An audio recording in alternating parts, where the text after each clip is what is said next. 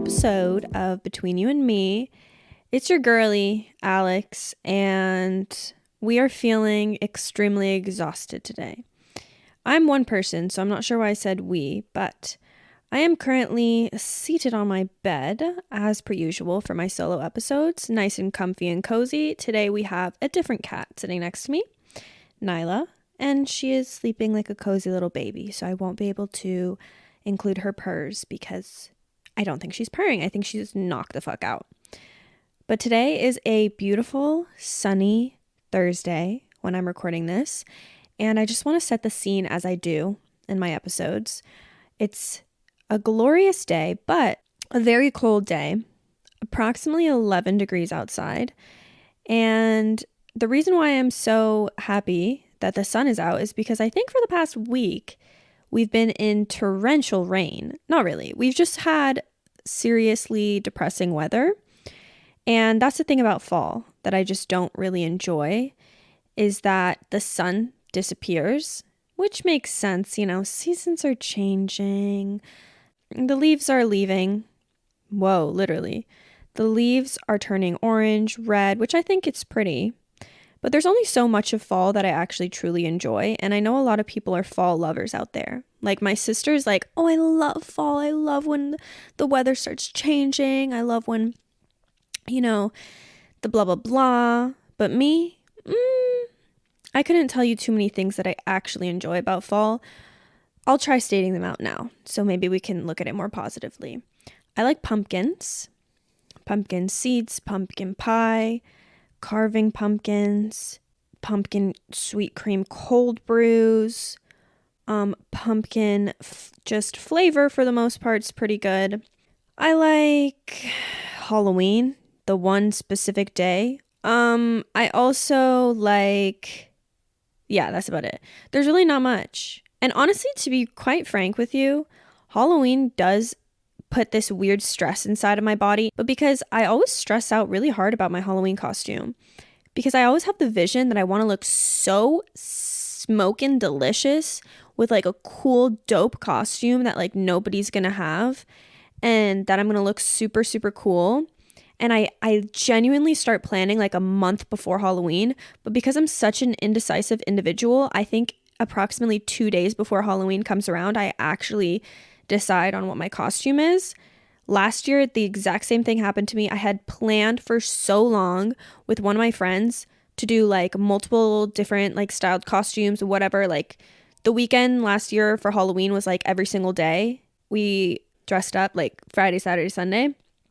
So we had to think of like multiple costumes, and honestly, they were pretty shit. I can't lie. Like when I look at them now, they were like really below average. So this is what I mean. I have such high expectations for myself for Halloween, and then I always kind of flop. But this year, I think what I'm going to do instead is just not plan it whatsoever. And then whatever comes together last minute, I'll just go with that. Because then regardless if it's really good or really bad, I won't have had high expectations and I'll just be happy. That's what I've learned over the past, little time period of my life, is that if you don't have high expectations, you can't get disappointed. Crazy, right? That is called the art of detachment, I think. It's something similar to the idea that you don't expect anything from people, from situations. You don't expect certain outcomes. You just live in the moment and enjoy it. Whatever stays, stays. Whatever goes, goes. You don't have control over it. Okay, this got kind of deep. I was talking about Halloween. But yeah, so that is kind of how I feel about fall. I think that it's, honestly, unpopular opinion, I think that it's overhyped to a crazy wild extent. Maybe it's because I live in the East Coast and in Canada, because it's just, fall probably lasts for like, I don't know, like 3 weeks here. And then you just get winter for like 5 fucking months. So there's nothing truly amazing about fall. I hate the fact that the sun goes down earlier. I hate the fact that it gets cold. I hate the fact that you barely really see the sun. I hate the fact that it's gray every single day.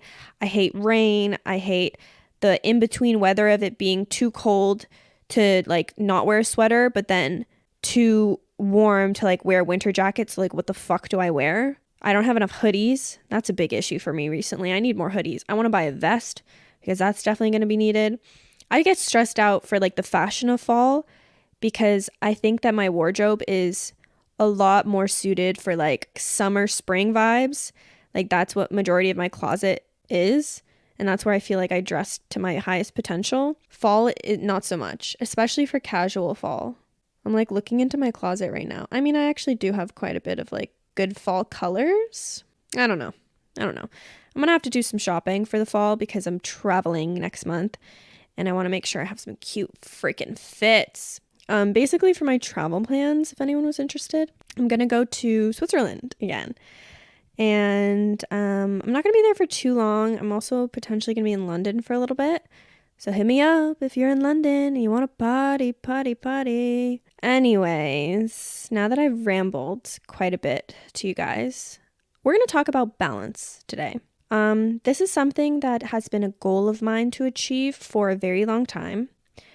I'm going to talk about this a little bit later, but I'm just going to preface by saying I make goals for myself every month, or at least I try to.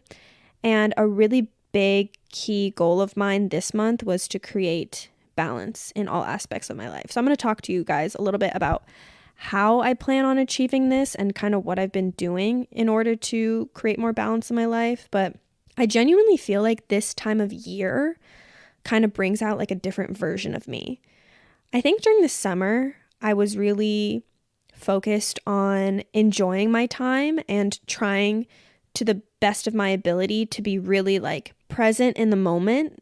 And I can see how I've improved in those ways. And like I've really tried to focus my attention on less overthinking, less planning, less overstressing about situations, and just, letting go and living in the moment, being spontaneous with what I do on a day-to-day and not feeling like chaotic if I'm not following a very structured plan, because I feel like I have grown into a person, probably if I'm being self-aware because of my anxiety has turned me into a person that needs a lot of control.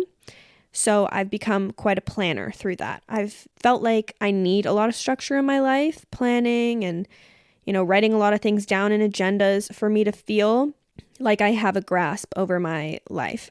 But the one problem with that is that if I don't do the things that I've planned, I'll feel really bad about myself, which is not a good feeling to feel. It's like you hold yourself to these standards just in your day-to-day life, like little tasks. And if I don't hit those tasks, like if I end up, doing something completely different or spending the day just kind of lazy and I don't get a chance to do them, I'll feel like shit. So there's ups and downs to this kind of structured lifestyle that I've created for myself, which is why throughout the summer, I kind of wanted to just chill out, like not put so much pressure on myself, because it really is the time to enjoy. We don't get this nice weather around here in Canada that often. Like I said, winter's like 6 months of the year. So when summer does roll around, it's like you got to take it. You got to take those sunny days.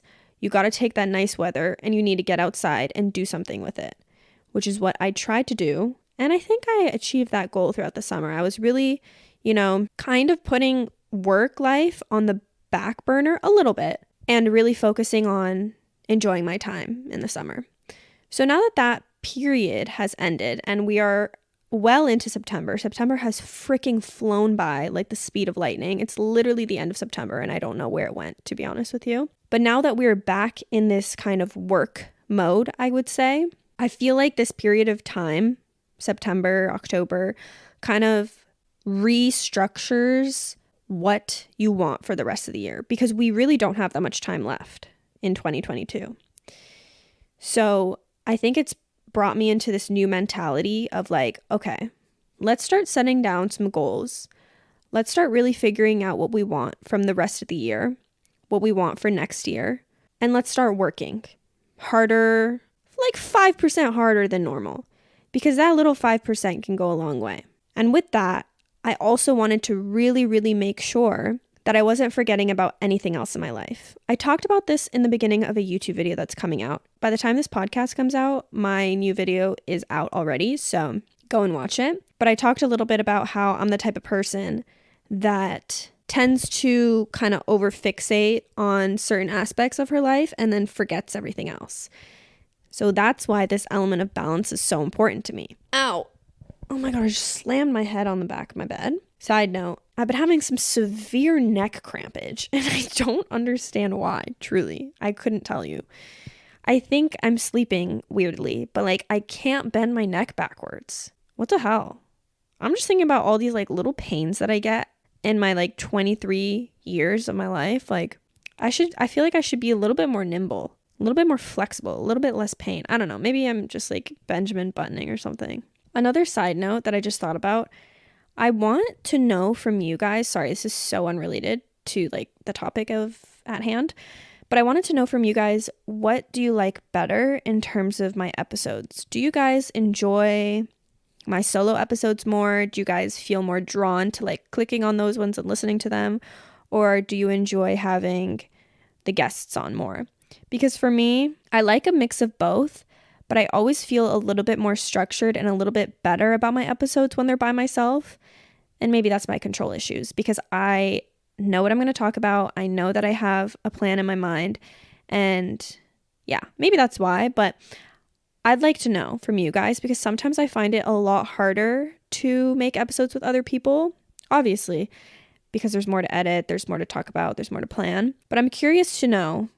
So maybe you guys can DM me on the Instagram or leave a review on either Spotify or Apple Podcasts and just let me know because this season is coming to an end. So I would like to know like what you guys want to hear more of, or if you like the good mix between solo and guest episodes, that would be good to know too. But yeah, also another side note, sorry, lots of side notes. I don't know if you could tell, but I got sick again. This one hasn't been too bad. I'm just a little congested. I think I'm healing. I've been taking a lot of health shots and eating garlic, which is actually a very good boost to the immune system, but terrible for your breath. So good thing I'm not kissing anyone. Just kidding. I could be. None of your freaking business. Okay, back to reality. So I'm talking about balance here. And I genuinely feel like balance is such a key aspect to life. And when you lose balance, that's kind of when things feel a little off, right? That's when sometimes your mental health cannot be the best or your physical health or whatever it is because you haven't been able to reach a place where you can see all the different aspects in your life that are important to you and you're putting even energy into all of them. So that's kind of what the idea of balance is for me. And I also feel like balance is not something that you find either in your life. It's not like, oh, I need to go and find balance for myself. In reality, it's something that you create. You need to get yourself into a routine of putting equal energy into all the aspects of your life that you find important in order to create balance. And it takes self-discipline to not procrastinate or fail to follow through on things. So it really is something that you have to practice over time in order for you to live a life that incorporates balance. So I did a little bit of research for you guys because I am a studious woman and I wanted to kind of give you guys like clear steps, not just steps, but clear tips, I guess, on ways that you can create more balance in your life and aspects of your life that personally, in my opinion, are important to have balance between. I feel like we're all in the same boat here. We're all trying to learn how to kind of live happier lives. And I think balance is the key to that. Now, who knows how my mind might change in the future? You know, I don't have all the wisdom in the world. I don't have all the knowledge in the world, but I genuinely believe that balance is a key aspect to how you create any form of like happiness and rhythm and peace in your life. And overall, if I would say what my goals are right now in life, it's peace and happiness and success, you know? So with that, we're going to get into a couple ways that you can create balance in your life. Now, this one might seem extremely obvious, probably because it is, but disconnecting from any of your devices when you're off work mode or for a few hours a day or every night can be so beneficial because if you're anything like me, it's so extremely easy to get sucked up into the world of the media or your devices or whatever it is. If we think about how much we can do on our phones, on our computers, on our tablets, wherever it might be. You know, I could spend the whole entire day on a device and be doing 10 different things, but I spent zero time focusing on myself or focusing on the outside world or anything along those lines. So disconnecting or scheduling a certain time of your day where you're not going to be on your phone is extremely productive and important. And if you don't do that already, I really recommend it. Personally, I don't. So this is the number one piece of information that I should take from this, but I really never disconnect apart from when I'm at the gym, which is like the one time, which is maybe why I like going to the gym so much, because I really do disconnect from reality there. Like, I leave all my shit at home, work is done, everything is done, and I go to the gym, and technically I'm on my device listening to music, but I'm not looking at anything. I'm just listening and I'm just doing my workout, and I'm just like, that's it. I don't even text people at the gym. Like, that's a later issue, you know, I don't even have time. So I'm doing my workout. That's like a good hour and a half to 2 hours of my day where I'm disconnected. But other than that, I'm not really. So I think like even adding more time into that during my day where I'm disconnected would be pretty important for me. And I think another option, because sometimes people are like, okay, so what the fuck do I do then? If I'm not on my phone, on my computer, I'm not listening to music, then what do I do? Read a book. Okay, that's one of my ideas. Clean your room. I clean my room, but the problem with that is that I'll play music, or I will, you know, watch a TV show while I'm doing it, because it's distraction. You know, it's like doing something that you need to do, but then distracting yourself while doing it. But why not just do it without any devices? I don't know. I'm going to try it out. We'll see how it goes. Yo, my neck hurts so badly. I don't know how to seat myself so that I'm not in severe pain right now. Hold on. I need to readjust. Okay, I'm readjusted. I'm like propped up on a pillow now. Anyways, tip numero dos. This is such an important one for me. Like, seriously so important that I've realized that I need to learn how to do like a lot more in my life, is learn how to say no and learn how to not overcommit yourself to things. I don't know where this tendency comes from in myself, but I feel the need, not even the need, but I feel guilty when I say no to things. Like maybe that I'm missing out, or that like I should take every opportunity that comes to me, whether it's an opportunity for work or an opportunity just to hang out with somebody. Like, I rarely will say no without feeling guilty. I don't know. I genuinely don't know what it is. Somebody tell me. If you're a psychologist out there, somebody tell me, because it's like an issue for me. Like, I can't respectfully and kindly say no in my brain without feeling really bad. And it had to be something that I practiced recently. Like, I had to learn and teach myself to not feel bad if I can't commit myself to something, and just simply say no. I will always, rather than say no, be like, okay, let me let you know. Like, I'm not sure yet. I could be doing this, but let me let you know. When in reality, I know that I can't do it. But I'll say maybe just in case I find a way to like make it to whatever it is. But I just genuinely can't. I don't know what it is. But I think that's a really important aspect, because if you're overcommitting yourself to things, it becomes impossible to create a healthy balance. So you need to say yes without resentment and no without regret. You know, like when you say yes, you can't just say it because you want to please a person or, you know, whatever it might be. You need to say yes because you genuinely have time and you genuinely want to do something with that person, or you want to do that, you know, job, whatever it might be. And you need to say no if you know that you can't. It sounds so simple, but it's seriously something that I myself need to learn how to practice, because I have a problem saying no to people. Once again, no idea where that comes from. All right, we're going back to what I mentioned before, and my third tip is to plan things. Now, like I said, I plan my goals every month, and it allows me to kind of have a bigger idea of like, you know, a month is 30 days, sometimes 31. So you have enough time when you mentally figure out like what you want to get done in a month in terms of, you know, how you want to change potentially, or what you want to achieve in a month's time. But you have to be realistic, mind you.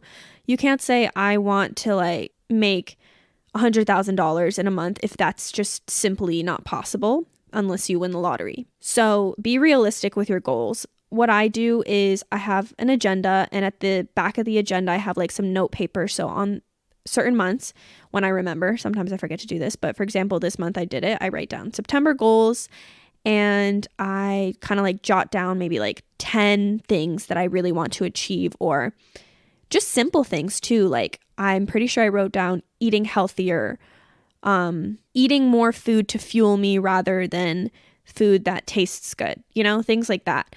Because my goal with that is to just be healthier overall, to nourish my body better. So that's just an example for you.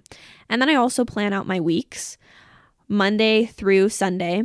And I try to do it every Monday. Sometimes I forget and I'll do it like on a Tuesday or Wednesday. But I plan out what I need to get done every single week. I'm kind of like over dramatic with this planning. I'm not gonna lie, you don't really need to do this much. But like in a separate notebook, I'll write down everything that I want to do in a week.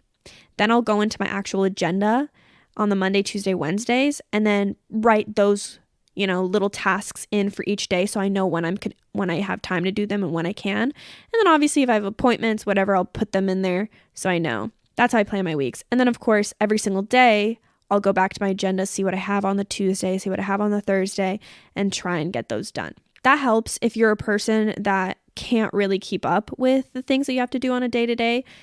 I personally, if I don't plan things out, I'm lost. So that's why I feel like I need to do it. There's also digital ways that you can do this that I'm kind of looking into, because I feel like I spend so much time on a pen and paper that I could just easily like type it and it would take me like half the time, but whatever. I like being traditional.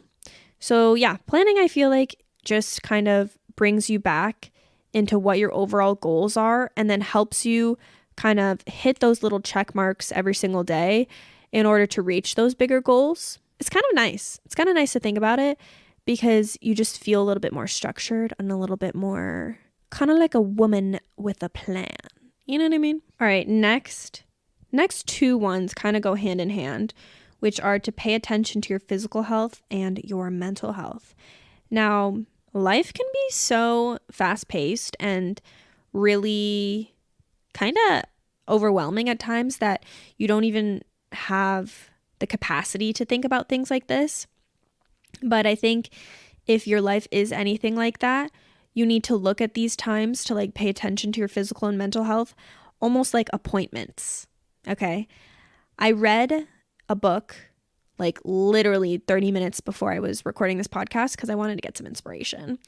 And it's one of the books that I just always go back to, which is called Don't Sweat the Small Stuff. It's right here at the edge of my bed. Let me see who it's by. Richard Carlson. And it's a really good, neat little book, but it basically has several different chapters of like short little inspirational pieces that kind of tell you how to just, let go of things and relax and, not sweat the small stuff. And one of them talked about investing in alone time and your mental health and looking at it like an appointment of sorts. If you schedule out specific times every day or multiple times a week to take care of your mental health or your physical health, then you won't forget it. You know what I mean? Because sometimes, like I said, you just don't really think about it. And although you might have the intention that you want to do it, you just won't get to it. And it's funny because I actually will literally write in my agenda mental health day. Like on one day of the week, I'll write in mental health day, journal, go to the park, do this, blah, blah, blah, read a book, whatever the fuck. Because I need to actually remember and tell myself, okay, I need to do this. Because that's how you create balance, is when you make sure that you're paying attention to all the different aspects of your life, I think a lot of the times when people want to create balance is because they're either, most of the time, way too involved in one aspect of their life. And a lot of the times it's your career or school or work. We put all of our energy into one single aspect of our life and then forget everything else. And it can create a really unbalanced mentality. And that can be super unhealthy because you're forgetting things like your physical and mental health. For your physical health, it's everything in between, like how you eat, getting enough sleep, physical activity. Genuinely, getting enough sleep is so important, and people will risk their sleep over everything. Do you know what I mean? Like, so many people will sleep 5 to 6 hours a day because they know they need to do so much, And I stand by the idea that if you don't have your health, you don't really have anything. So take care of yourself in those aspects. Give yourself scheduled times in your mind or down on paper if you need it to get your 8 hours of sleep, or to drink enough water during the day, or to make sure you're eating, your vegetables and your fucking fruits. It sounds kind of lame, but it's just as important as anything else in your life, if not more important. Now, when it comes to mental health, it's a matter of being grounded and giving yourself what you need based on your mental health, and taking a break when you need it, journaling, spending alone time, taking time to reflect, go inwards. This is something that so many people overlook, the time and effort that you need to go inward and spend time with yourself. Because once again, the same way that if you don't have your physical health, you don't have anything. If you don't have your mental health, you don't have anything. If not, potentially more important than physical health. But I think that's a debatable subject. I have firsthand experience what it's like to not have control over your mental health, and I'm sure a lot of you guys have as well. It takes a burden on every single aspect of your life. Every single aspect. Your relationships, your work life, your personal life. It will affect all of those in a negative way. So taking care of yourself, your physical and mental health, will create more balance overall, whether you notice it or not. Now, another extremely important way to create balance that I think a lot of people overlook is minimizing the toxins in your life. And this can be from people to situations to substances, like anything. Now, I'm 23 and I enjoy partying. I enjoy going out. I enjoy drinking. So what I mean by this is just not overdoing it, Just be wary about how often you're doing these things, because the same way you want to balance all the aspects of your life, you don't want to overdo drinking, because we all know it's poison, but we still do it from time to time, sometimes more than others. But for me, it's like I will only engage in like a fun night out of drinking and stuff like that if I know that I'm not overdoing it, Like, I don't think I've ever really been in a point in my life where I was like overdoing it to any extent. But I've had many years of partying, not crazy, but like I've started drinking at like 15 years old because I lived in Europe and it was very normal. And probably people did it here too in North America, so it's not much different. But, I've had my fair share of like basically just getting absolutely white girl wasted, that at this point in my life, it's not really the goal or the way that I find fun, although I do find it fun, very fun. But, just being weary of how often you're doing that and being conscious of, it's a draining activity, going out, getting ready, drinking. It's a damper on your wallet, makes you a little poor. It can be fun. You get good experiences. You get fun times out of it, but just not overdoing it. And then also when I say toxic, I'm also talking about people, okay? I'm also talking about people that drain your energy, that are just not bringing you goodness into your life. And sometimes it takes a moment or two to really realize that and be like, holy shit, okay, what is this person bringing me that is positive versus the negative?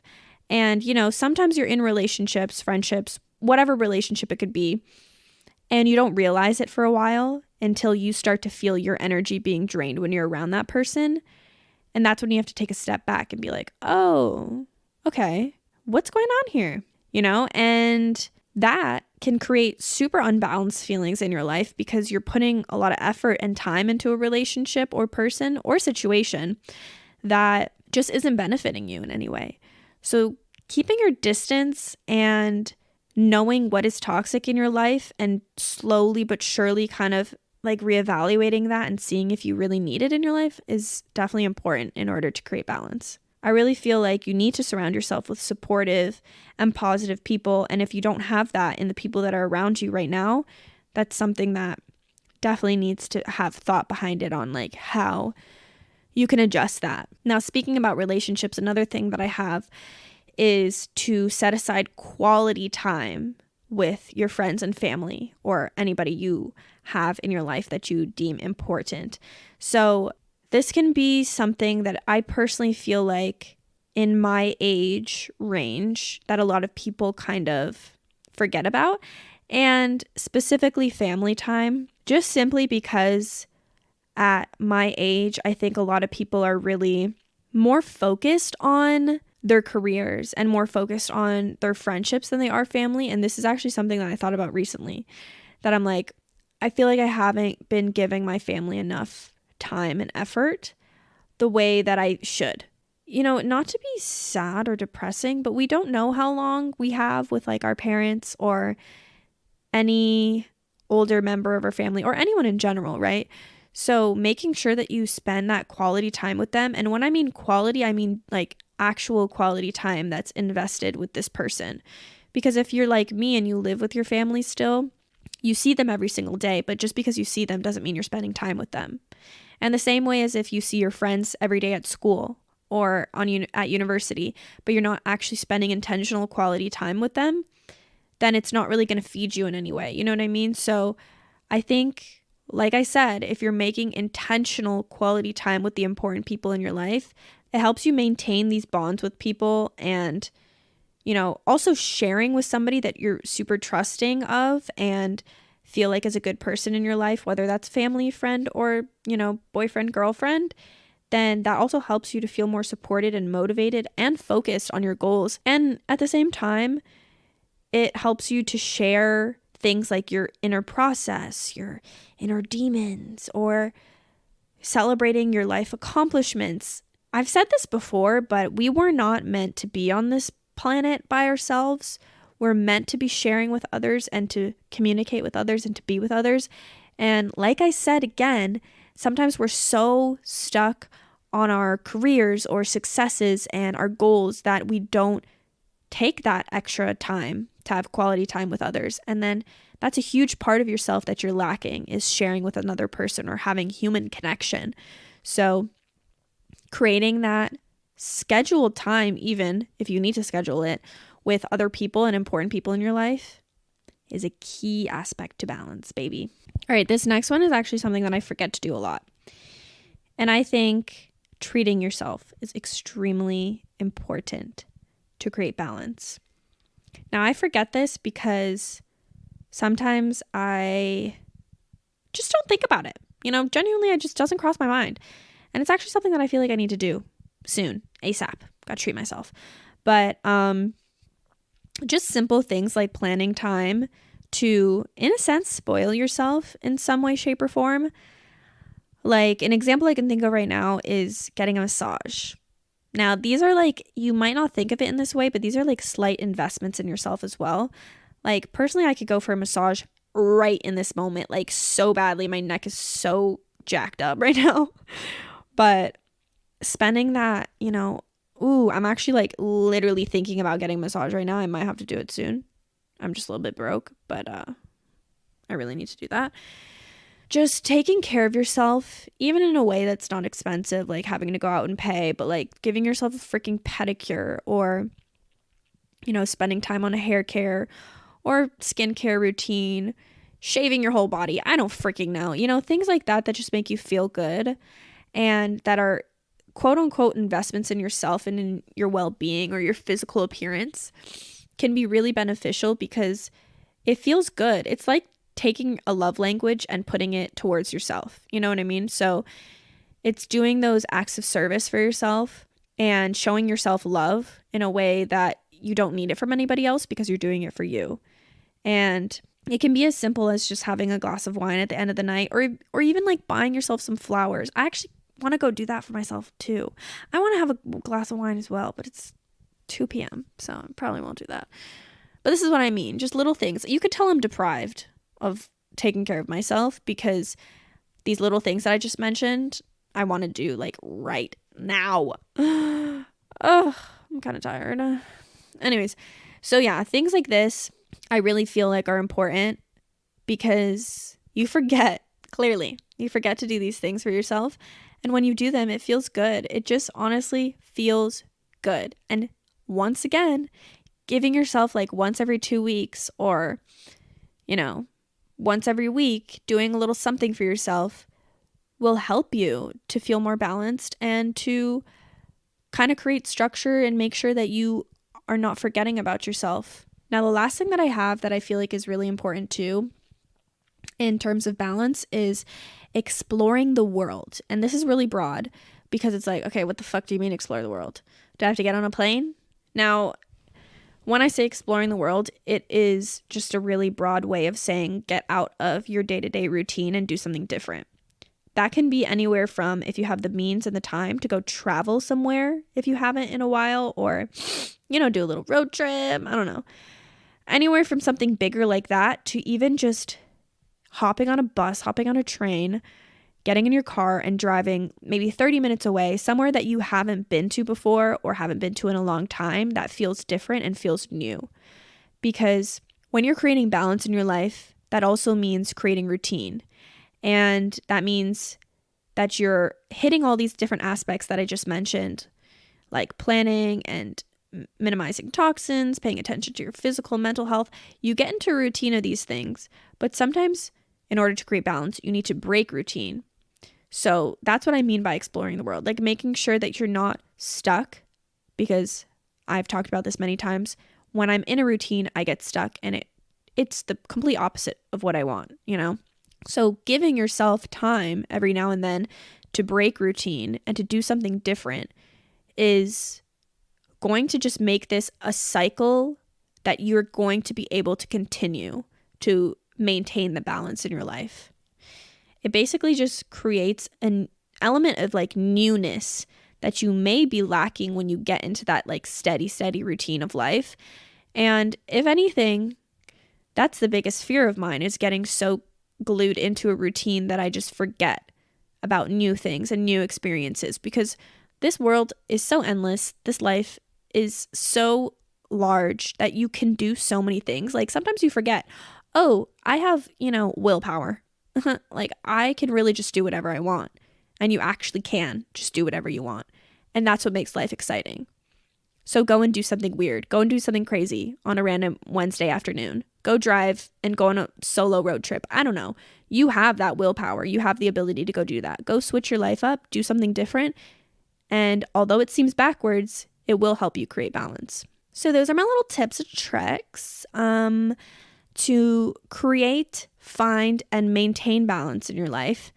And I think it's going to be a new chapter for all of us after listening to this, because I inspired myself by talking about this, and hopefully I inspired you to take some of these little tips that I've said and integrate them into your life, just to create an overall level of structure and balance that hopefully, I'm hoping for you guys and for myself, that will create such an element of peace and such an element of happiness in our lives.